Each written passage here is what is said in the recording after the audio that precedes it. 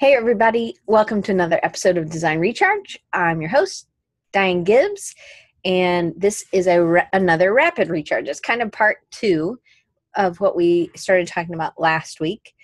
And I guess it's about confidence. It's about getting your feet on trying something new and figuring out if that new thing is right. And how long do you have to practice something before you know if it's right? So I'm going to show you some couple of videos. So there was a hurricane or a tropical storm. It never really got to hurricane status. I think hurricane status is 70 miles an hour. I think it was like 65. Anyway, we had a lot of wind, and I love that part of a storm. I know that's really weird. I probably would have been a storm chaser in another life. I really think. So do y'all like that? Is that fun for you? Leave in the comment. That would be awesome if you are excited by storms. I don't really like tornadoes, but sort of, I guess, a little. Ideally, Amy says she does not like storms at all. So when I lived in Colorado, it was such a change. Like, I grew up in the South, and there was, we would have storms, and the smell when the rain started coming, when it was hot, especially in the summer, like that is one of my favorite smells. And just that rumble. I love the lightning, like to shut the lights off in the house and just watch the lightning, I think is really fun. I like it shaking, but I don't want it to kill me, And I guess that's the difference. I always have faith that I'm not going to die, I guess. So, hey, Jeremy, great to come in right as I say that. But anyway, I love that part of storms. And yeah, Cruz says tornadoes are a big no. I'm with you. I don't like these things, but I guess I like thunderstorms. And when I moved to Colorado, we really just didn't have the same kind of storms. We didn't have that rumble. We didn't have the prep. There was, growing up in Atlanta, you don't really have a lot of prep. It's just tornado would come and you would hide and do your head down, and that was it. It wasn't really, there wasn't a lot of other prep. I'm just getting these, and I haven't really looked at these videos, so we'll see what they look like. So, but to me, I love storms. I love the smell. I love that it happens often. I love the rumble. I love going to sleep to a storm. And to me, so there's something exciting when the wind picks up to me. Hey, Matt. Hey, Taylor. Hey, Tim. Anyway, so to me, we are all dry, Taylor asked. And anyway, and Kent's here, so good to see everybody. I'm going to open up this file if I can find it. I'm going to move y'all over for a second. So it's normal for us to have these storms, especially at this time of year. We're doing these prep, and we're doing whatever for, we don't board up our windows every time, we're not that like that, but I went out there and I started watching the trees, and we have a lot of pecans and oak. So we're really far south. And so I'm going to share my screen. And again, remember, I haven't looked at these. So hopefully, I don't think I was talking, but it might be a little Blair Witch because I was using a real camera. So it probably wasn't super steady. I should have probably had I'm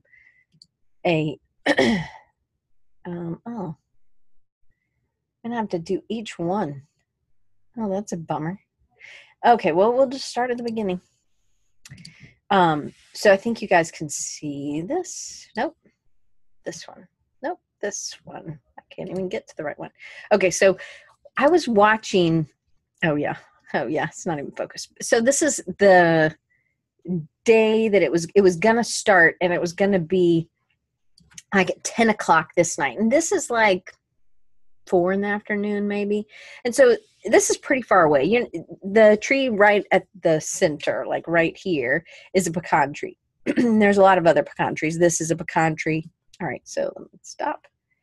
I know it's weird. It won't let me show all of them at once.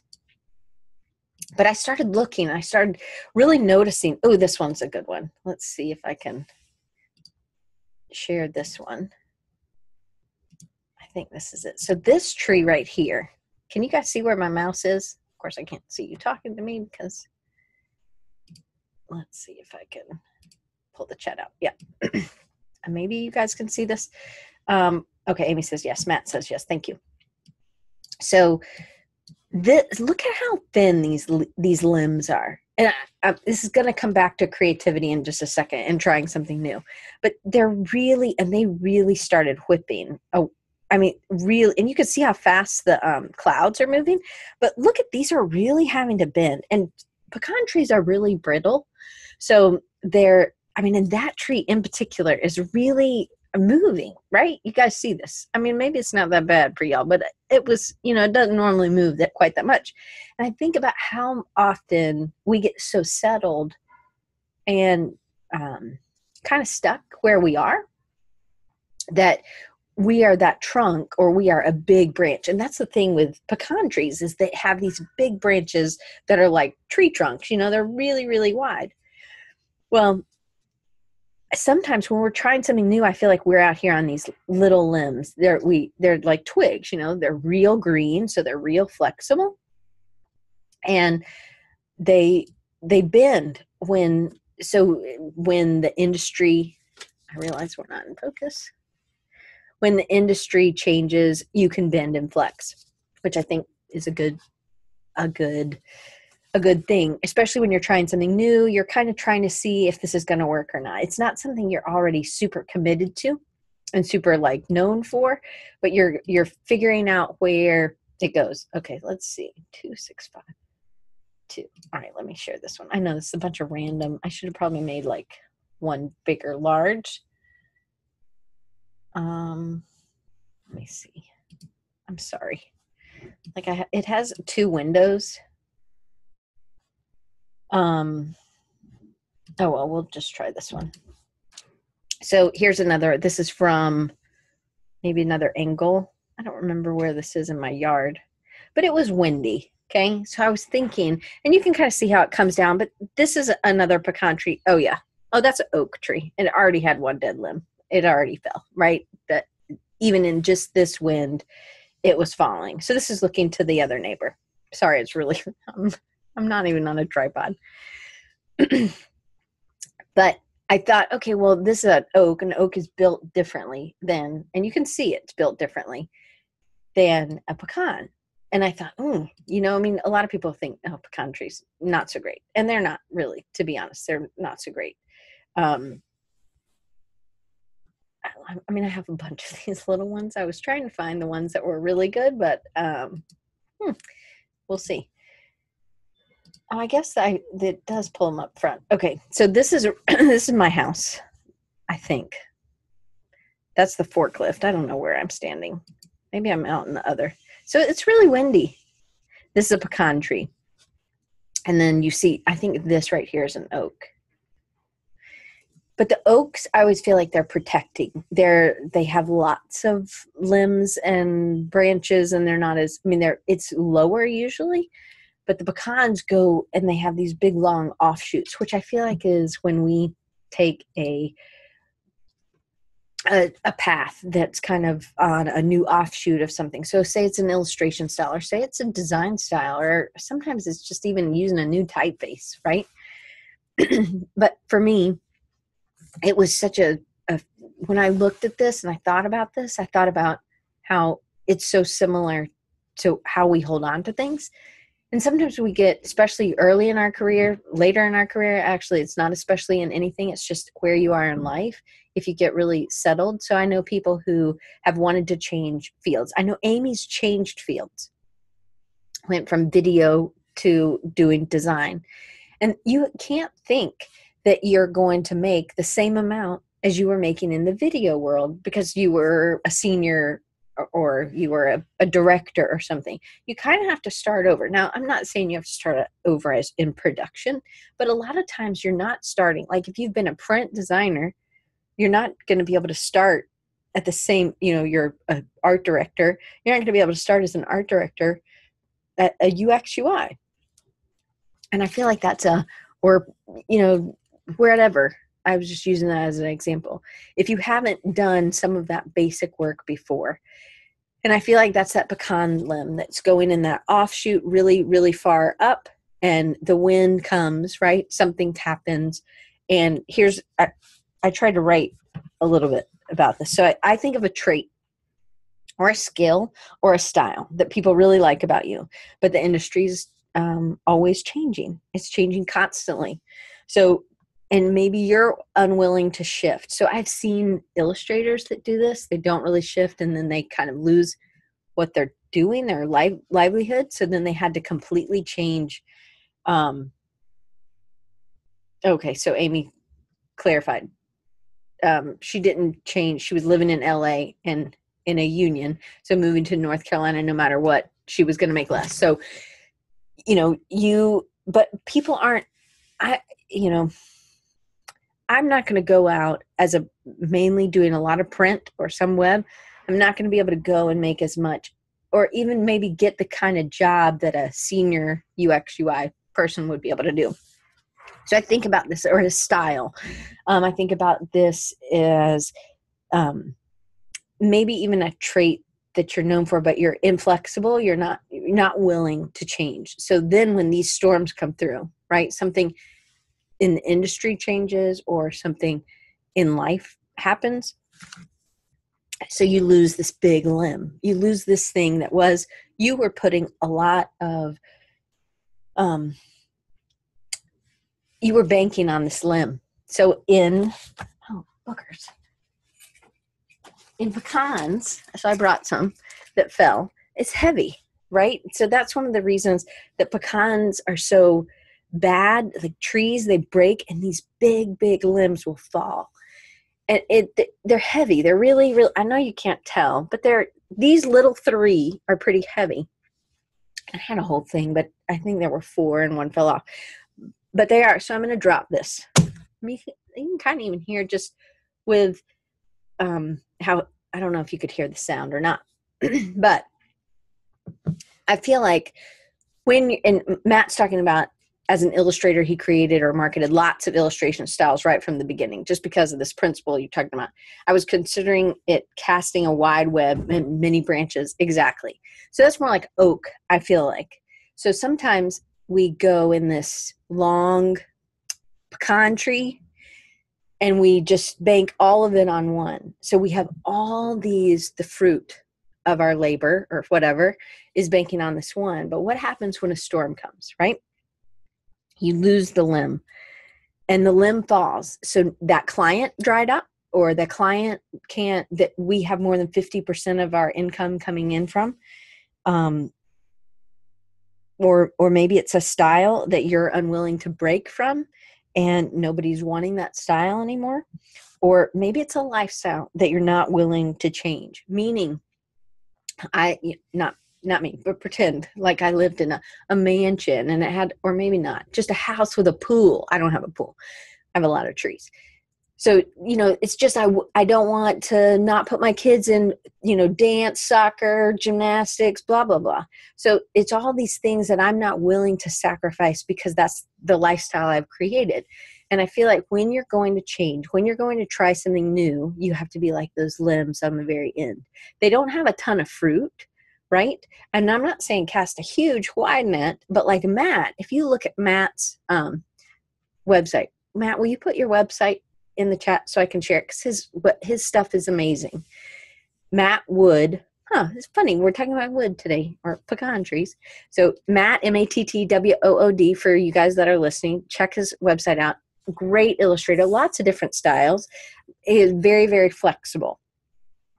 And it could be that he's gone, but it doesn't seem like he's banked everything on one thing. So when that pecan limb, if I was a pecan farmer and I lost this big limb, or a big storm came through and I lost a lot of my yield, then, what's going to happen is I'm not going to be able to, I hope I had insurance on my crop insurance, right? But we don't have crop insurance, quote unquote.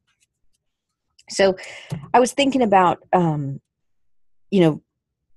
people want to try a new industry, I already said that. Anyway, Okay. So they want to make the same salary, or you're trying something new and you expect a client to pay you at the same rate that you were doing for something that you've been an expert in. I feel like there is some flexibility, especially when you're in that green zone. And sometimes you're not sure if you want to be in, you haven't tried enough of that green stuff to see if that's really what you want to do.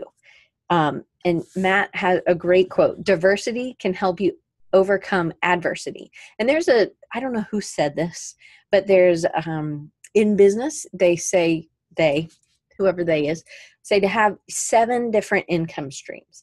And so I feel like that's the way, could be with styles for illustrators. It could be with different, so say you make fonts, but then you also help write blog posts for, my fonts or something, or do you know what I mean? So there are different income streams. And so I tried to think about what my different income streams were. And so I have more than 7 buckets. So maybe that's a problem. Maybe it's too much, but I definitely feel like I don't have all of it in one basket. Like I feel like if I lost my job as a teacher, I feel like I could do design. And then I always feel like if I can walk and I can talk, I can always be a waitress again. Like I feel like I could do that. I always can bank on that, unless maybe I've had a stroke or something. I don't know. Anyway, here's my 7 buckets. And these are maybe not all things I'm making money at, but places I could. And maybe you have more than 7. Have you thought about other places to cast your net? So it being the oak tree instead of the pecan tree. So the analogy is the pecan trees are really brittle. They grow really big, bulky trunks or tall trunks. And then they go these really tall, really thick limbs that have a lot of the fruit on it. So you're banking on a couple of those things. And the thicker the trunk or the thicker the width of the limb, the more inflexible you are. So you can't bend when the wind blows, whatever the wind, storm, whatever it is. So, and I also thought about being pruned, right? So did you know that blueberry bushes actually will yield more if it has more ability to have air coming through? So you have to cut off, Lord knows with privet hedge, I don't know anybody, I do not like privet hedge, man, that stuff grows like, I don't know, weeds. It is like a weed, I guess. Some people think it's really beautiful. If you want some, I've got so many, you can come get them.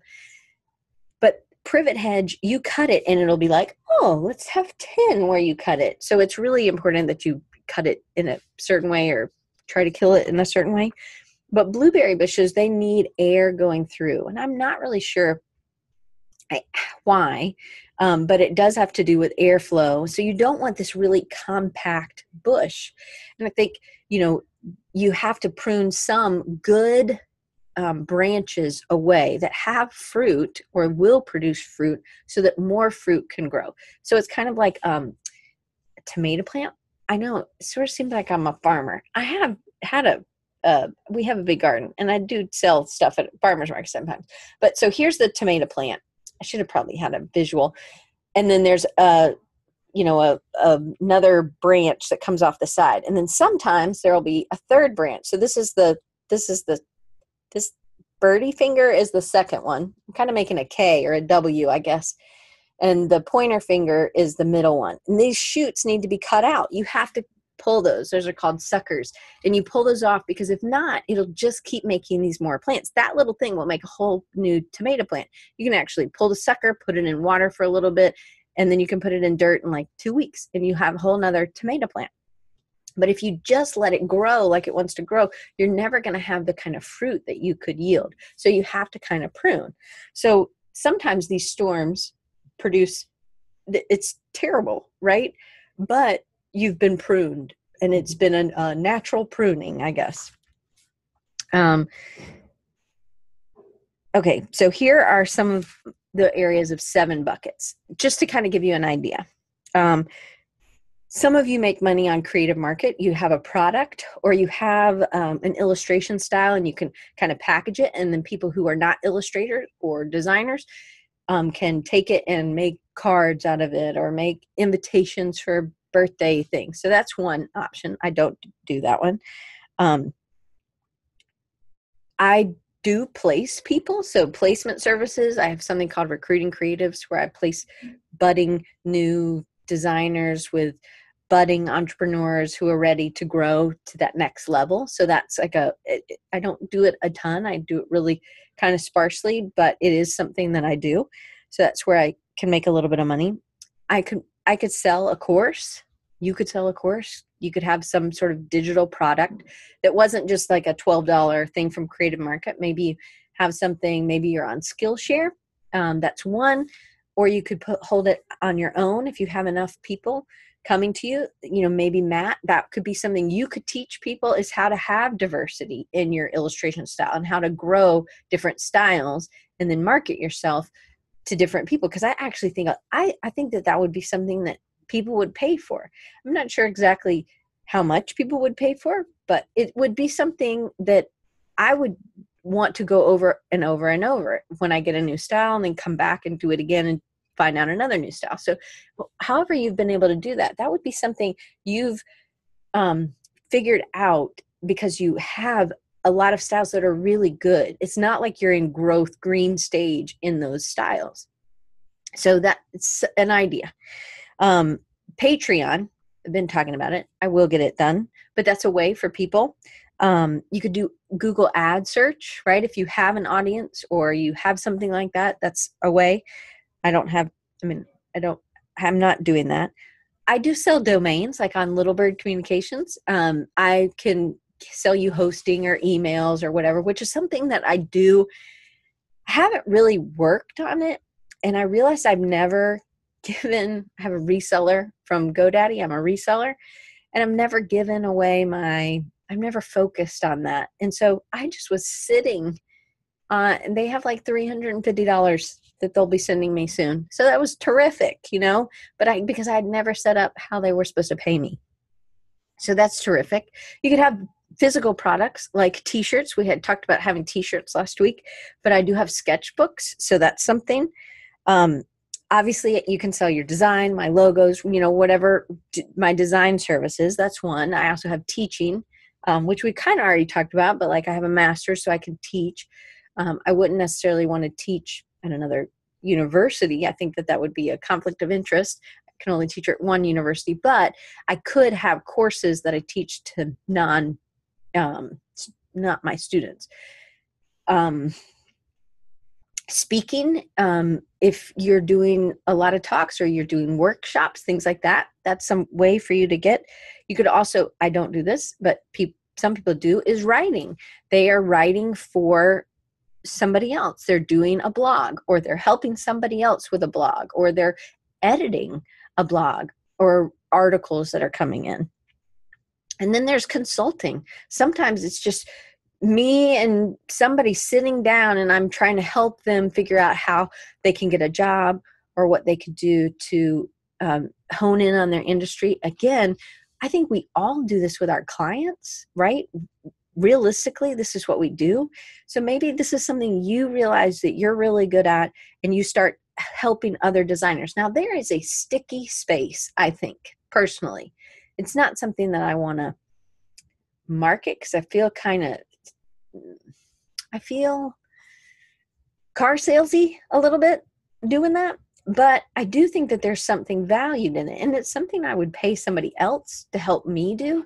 So I'm not sure why I would feel bad about doing that. I don't feel bad about doing it with a business, but maybe with another designer. I'm not sure. But I actually feel like maybe there's certain things like Matt. I looked at Matt's site the other day and I was just blown away. And I was like, whoa, we've got to talk. Because he does have a lot of styles. So there's something there that I think he can teach us. And so one, he could have a course, but he also just could consult with other illustrators, other designers. And then for me, for the podcast, I could do sponsorships. So I guess it's really sponsored by Little Bird Communications. But I could write some sponsors. This is in my list of things, but I counted these up and I know it's more than what, because I've said more things than what I had on this sheet of paper, but 1, 2, 3, 4, 5, 6, 7, 8, 9, 10, 11. That's 11 things that I'm doing or could be doing, podcast sponsorships, things like that.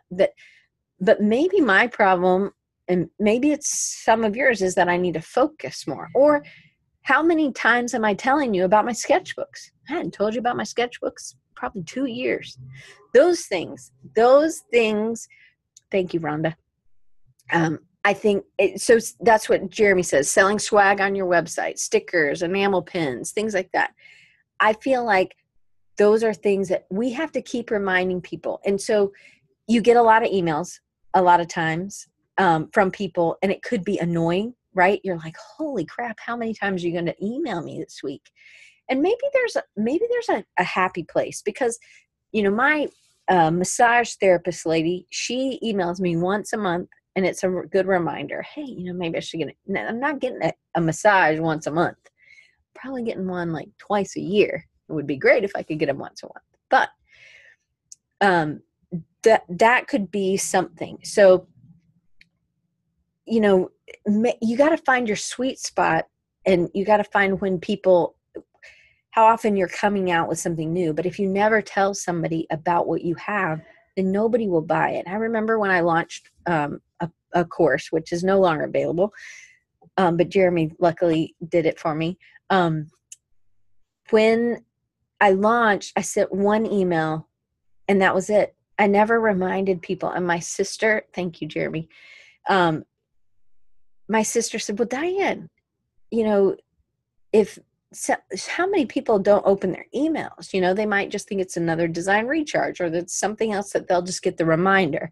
So it's very important that you establish a day and a time for these things. I went to a webinar yesterday by this guy that's actually from Mobile. I didn't know he was. His name's Brian Harris, I think. And he was selling an email. He was telling us how to do an going sales pitch, kind of like the funnel of how to get people in and things like that, and giving you ideas. So you're getting something for free by going to this webinar, but then they're selling something at the end. It was like $1,000 pretty much. And I did not buy it, but it's not that it's not a quality. I just don't have an extra $1,000 right now, and I don't have the time to do it.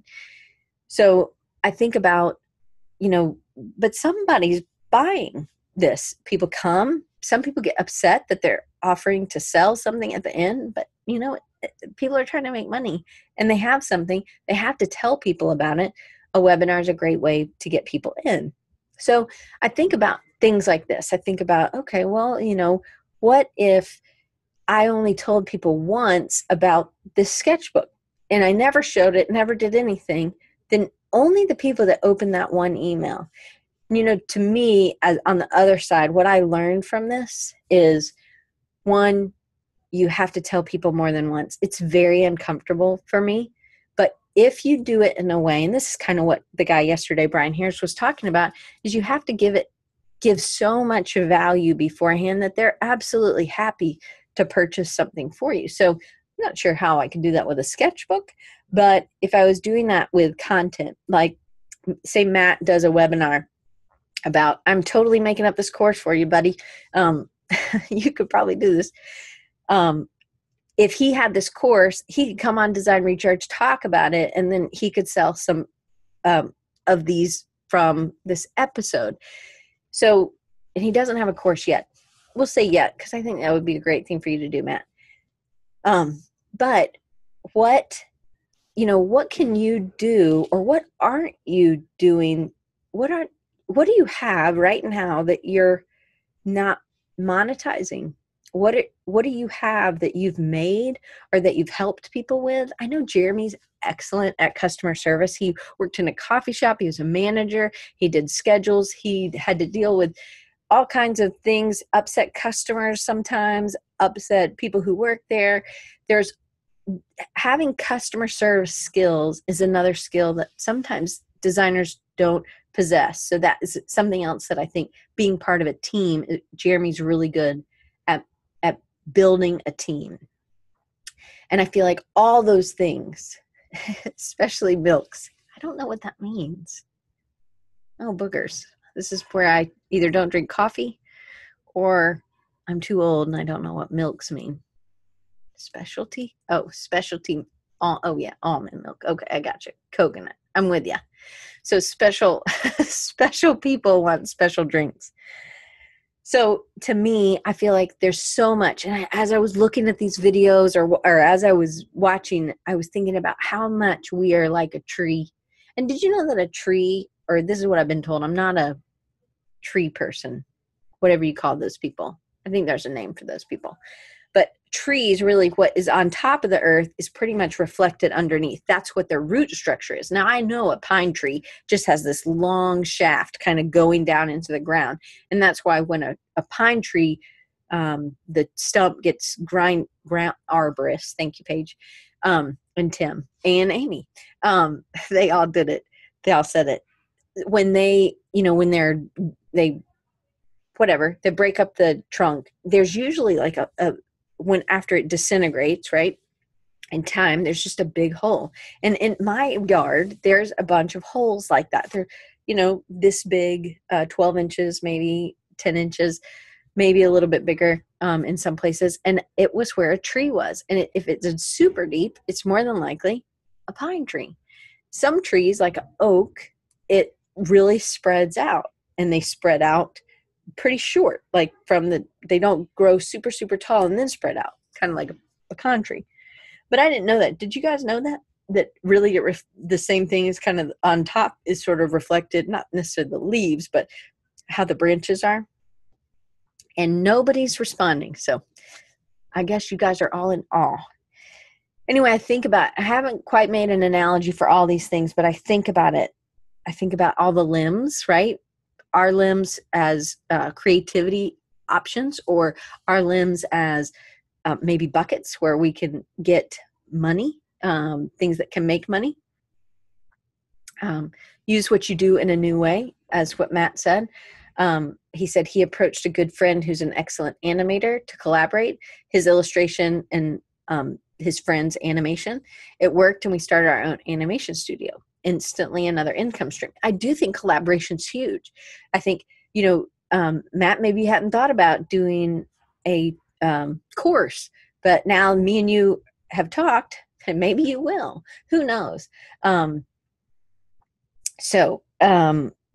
Jeremy says oak trees do more damage when they fall because of how far their roots are spread. But look at the top of a tree. It's definitely spread like that. I think about, look at the bark.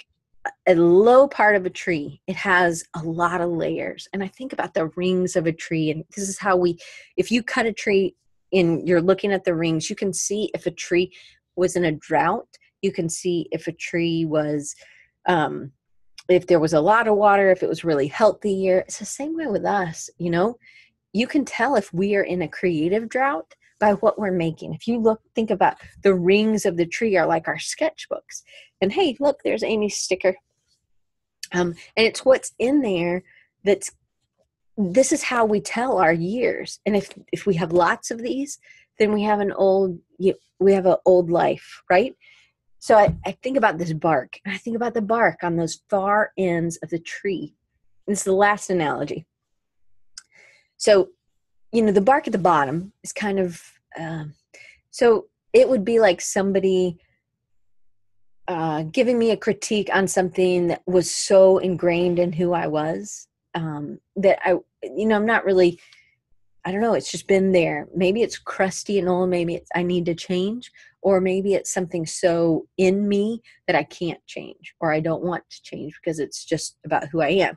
But then I think about the bark on the end of the tree, right? Like right there. Oh, it's really difficult there. So this bark is really, it's not rough. It's really green. I can still really bend it. It's been on the ground for a couple of days.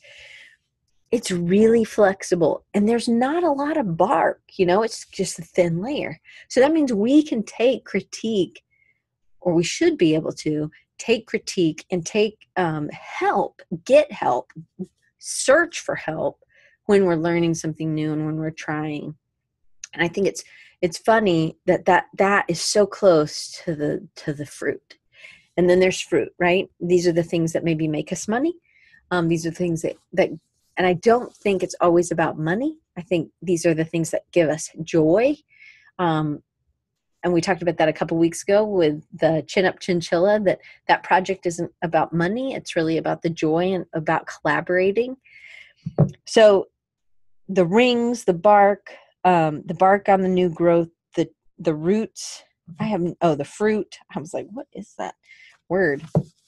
Anyway, I think you have to be willing to let some go. So Tim says that pecans give him joy in pie form. I'll remember that, Tim. Try to bring you pecan pie next Creative South. But you have to let some fruit go. Just like I have 10 or 11 buckets, I need to maybe focus and really focus. And maybe I keep 11 buckets, but then I say for this month or this part of the month, I'm going to tell people about this. And then in the next week, I'm going to tell people about this other thing. And so that you're not always getting the same ask. And I also feel like that's where I've really had a hard time asking for support or whatever, right? I've never asked. I've just always done it myself. And I don't know if that's like a Gen X thing and I just want to be like, I'm too prideful to ask.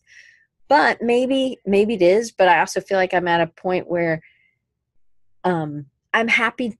I've been really following some other people on Patreon and seeing how they do it.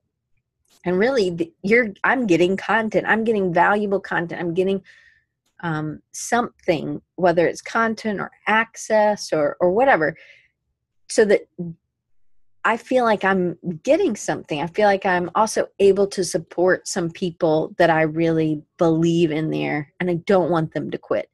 And so I don't know if that's something you guys struggle with, is asking for that, or maybe, Matt, when you had this idea with a friend, the animator friend, sometimes you're like, I don't know if this is going to work, but that's where new growth happens. You got to be able to put out some new shoots and try something. And it may or may not work, but you have to be willing to let things fall, and you have to be willing to let things fail. So I know I had lots of super, super sweet emails, and I have been drawing more.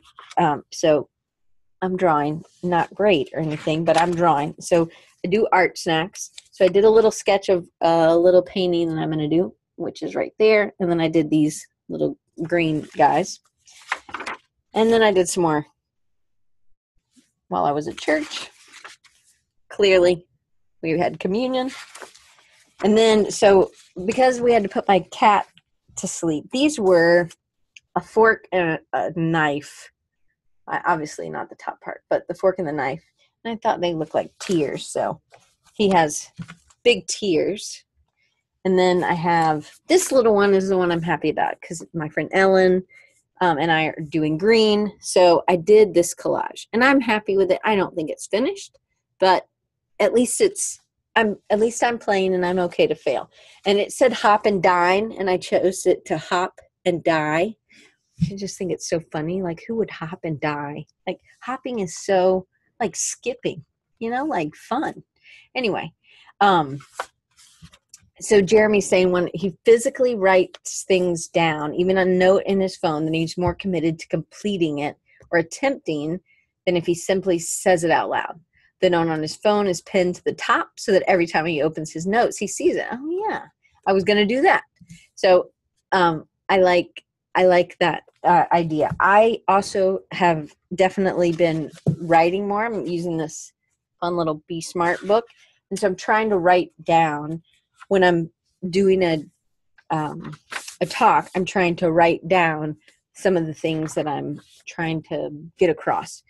Today probably wasn't as strong, but you got to see some wind pictures or movies, and I was trying to see if there were any other really good ones, but I do think we are like trees. We got to see where it is. I definitely don't want to be like a pecan tree where I put too much into one shoot And then if I lose my pecans, man, that's a whole bucket that I've lost. And now I have to change my lifestyle, but I also want to be flexible enough to pick up and move if I need to move, or try to do something new, even if it's uncomfortable. And for me, doing the Patreon is uncomfortable, but I'm coming around. I do appreciate everybody who reached out, and I got a ton of emails. So thank you so much. We had to put our oldest cat to sleep, and she was 18 to 20, not sure. She had a couple surgeries in the last 2 weeks, and then she's been sick since July. So it's been a long time, and she's just such a good cat. But she was, I think, at like 5.5 pounds, and she just kept losing weight. She had a thing, cancer, we found out on Monday, on her. So she couldn't really swallow. Anyway, her name was Skinny because she was really skinny, always really skinny. Now she was even more skinnier. And so anyway, Wednesday was a huge blessing. Even though we had the storm, I didn't have to go to work because I teach from 8 to 12. So I was able to spend that whole morning with her, and we just watched a movie. And she's not normally inside, but since she's been sick, obviously she's been inside. And it was just a terrific way to go, I think, for me, to be able to spend that time. And my husband got to spend time the night before with her. And so it was really, the storm was a blessing. So I also feel like that pruning maybe isn't always something we like, but you got to be able to see the blessing in it. And for me, I also thought about, last week I told you about that other opportunity that I had at another school. And I feel like, I've still gone back to that in my head. Oh, I wish I would have maybe done that, or maybe, and I think, you know what? I would have never been able to spend this time with Skinny if I'd been in another location, because we would have had school.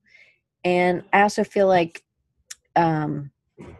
she would not have been able to travel with me if I'd gone. I don't know if she would have made the trip, or I don't know if I'd been able to do everything I did for her. So even if it was just that one little part of life, I feel like it was like a clarity that I made the right choice. And so anyway, I guess you always need lots of those, especially if you're not regretting, but you're questioning a decision. And I just feel like God gave me a blessing by not having her get sick. But you know what I mean? Maybe that sounds really, really terrible. Hop and die, I guess. Anyway, I don't know what else to say. I feel like I'm leaving it on a crazy end. I'm going to throw my pecans away. They should be dark brown. They shouldn't be green. Maybe that's a whole nother analogy. But I want you guys to think about what you could do, where you could put more energy, or maybe some things that you have as options that you're not telling people about. So Taylor, thank you so much. You said your collage work is amazing. Love the skateboards you were doing. I still have some more skateboards to do for sure. And Deborah says, absolutely, the universe puts us where we need to be. Even if things seem horrible, they may be blessings in disguise. Have faith. I do think it just takes time. We just don't know what happens. Sometimes the other people who are going to be in our lives aren't ready for us yet, or the opportunities or the people that we're going to touch or something. I definitely value people, and it's not always about the money. Sometimes when we're really, really thin, that's all we can think about. So I feel like if you're not in a thin place, then this is a great time. Desperation, I've got to get a job. I just got to get a job. Then you need to just be able to go to the Lowe's and work at Lowe's or Costco or wherever you want to work to make some money, like me waiting tables. To me, I need to do better at not spreading myself so thin and having something focused, having hey, this week of this month, I'm going to focus on this, or tell people about this, or give this kind of content. And so are you a content creator? Are you sharing some of the things that make you you? Do you know what makes you you? maybe it's about talking to somebody new. Maybe you need to connect with somebody else in this chat and say, hey, you know what? I just need you to look at my stuff. I need somebody else, an outsider. I need to explain my story, and I need you to help me figure out where I can monetize or what else I could do. Because when you're in the place of desperation, meaning you're in the middle of the storm and you just don't want the limb to break, sometimes we just have to have the limb break. And it's very uncomfortable, right? It's uncomfortable for the other people around you as well, because they don't want you to be hurt. But I feel like sometimes we have to be pruned, and sometimes we get to prune ourselves, and then sometimes it happens to us. Whether it's an accident or somebody in our family has an accident, I feel like it sucks. It's really bad, but I feel like those are times of growth. And I know I've told this before, but this is where I feel like we have valleys. You have valleys when you're walking, and you're not just going to have one valley that you walk through. In life, you're going to have a ton of them. You're going to have a ton of peaks, but you have to have people who are going to keep pushing you through that valley and saying, hey, this isn't the end. This isn't where I know you're going to get out of this. And I feel like when you're in your valley, that is the time. That's when you're going to have, that's your richest time to help somebody else. Because once you get through it, somebody else is going to be put in your path, and you're going to be able to share that valley story. So David in the Bible, I don't even remember, I always say this, I can't remember what book it is, but David and Goliath, right? David was a shepherd, and he was not anywhere near being, his dad was not proud of him. He was out there protecting the sheep, and he was alone. And his dad called him to go check on his other brothers that were fighting in this war. And the Israelites and I can't remember the other people, the bad people. I thought somebody would help me, but thank you, crew. Palestinians were there, and the Palestinians had Goliath, and they were like, anybody who can beat Goliath, we'll just do a one-on-one battle. And if you win, then you win the war. If we win, we win the war. And nobody wanted, no Philistines, Palestinians, whatever. We knew what you're talking about. I knew what you meant. Of course, I said Palestinians. Philistines. Thank you, Tim. It was close. So the Philistines said that they would, give up. They would, if somebody could beat him, but everybody was in that mindset of, this is how you have to do it.